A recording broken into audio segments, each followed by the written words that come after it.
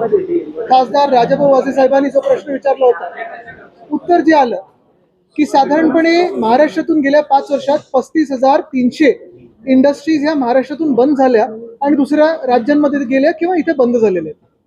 ह्याचा रोजगारावर किती परिणाम झालाय, दुष्परिणाम झालाय हा आपल्या सर्वांना माहिती आहे.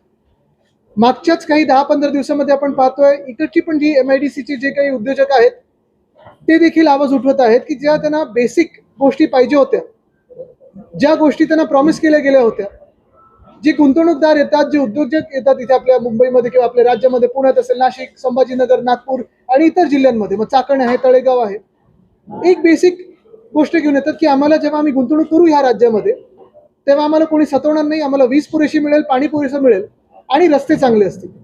बाकी तसं काही जास्ती ते मागत नाही. पण हे सगळं होत असताना आपण पाहतोय इकडच्या स्थानिक लोकांनी आणि स्थानिक उद्योजकांनी जो एक विषय समोर आणलेला आहे तो हाच आहे की वीज उद्योग इथून हलायच्या मानसिकतेत आहेत. एवढ्यासाठीच आपण देखील माझ्यासोबत आता दौरा केला. भयानक परिस्थिती आहे रस्त्याची.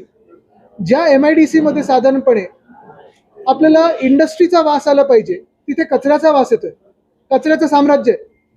हा दौरा नियोजित झाल्यानंतर आपण पाहतोय कचऱ्याची सगळीकडे येतात, पाणी कशाला लावलेले आहेत.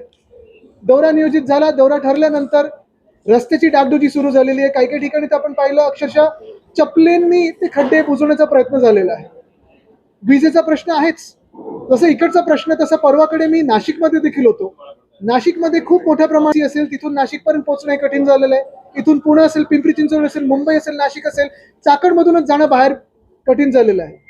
आणि एकंदरच काय तर MIDC असेल किंवा PMRD असेल, PWD असेल किंवा स्टेट हायवे असेल किंवा NHA असेल, ताळमेळ नाही कोणाचा, पण सगळीकडे अक्षरशः वाट लावून ठेवलेली आहे आणि उद्योगधंद्याने इथे राहणं हे कठीण करून ठेवलेलं आहे. आज हा उद्योजकांनी आवाज उठवलेला आहे, कामगारांनी आवाज उठवलेला आहे. कदाचित उद्या उद्योगमंत्री येतात असं मला कळलं. मी आपल्या माध्यमातून त्यांना सांगत आहे की उद्या येऊ नका, उद्या रविवार आहे.